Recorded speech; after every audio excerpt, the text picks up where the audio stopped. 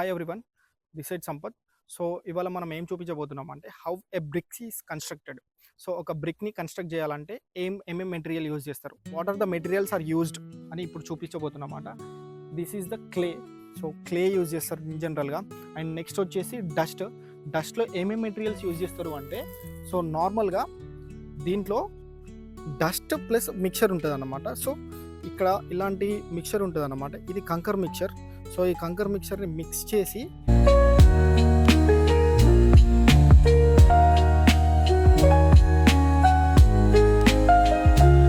తర్వాత ఆ మిక్చర్ అంతా కింది నుంచి తీసుకుపోయి ఈ ట్రేలో వేస్తారు. సో ఒక ట్రే యూజ్ చేస్తారు అన్నమాట.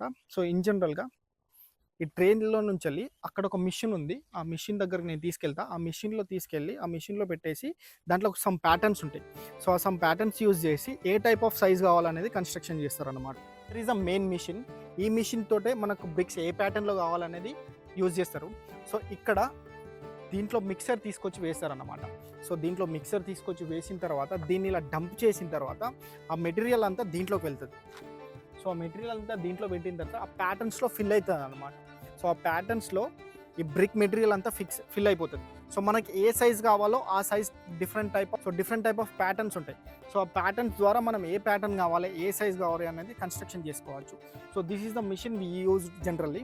సో ఇక్కడ పవర్ ఆపరేటింగ్ సిస్టమ్ వీళ్ళతోటి మాట్లాడిన తర్వాత తెలిసింది ఏంటిదంటే ఒక్క బ్రిక్ ప్రైస్ వచ్చేసి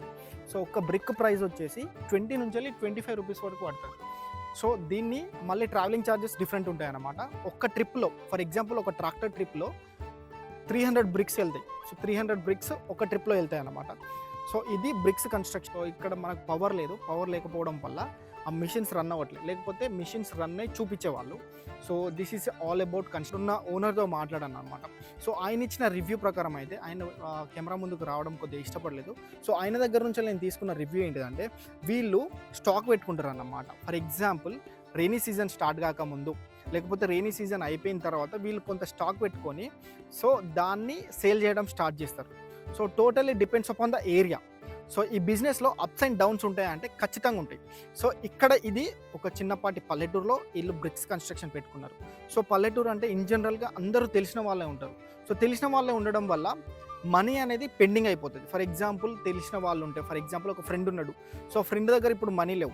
సో అతని దగ్గర ఏమైతే అంటే ఒక 1 వీక్ తర్వాత ఇస్తా అంటారు, లేకపోతే ఒక 1 మంత్ తర్వాత. అట్లా చాలా మంది దగ్గర పేమెంట్ డిలేస్ అయిపోతాయి. సో అదొక మెయిన్ డిసడ్వాంటేజ్ దీంట్లో.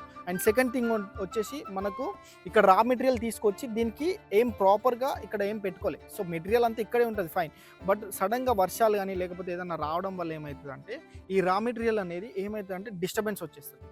సో ఆ వర్షంలో కొట్టుకపోవడం కానీ ఏమన్నా అయిపోవడం, లేకపోతే డస్ట్ అంతా చెదిరిపోవడం, ఈ మిక్సీ అంతా ఇదైపోవడం, వర్క్ ఆగిపోవడం.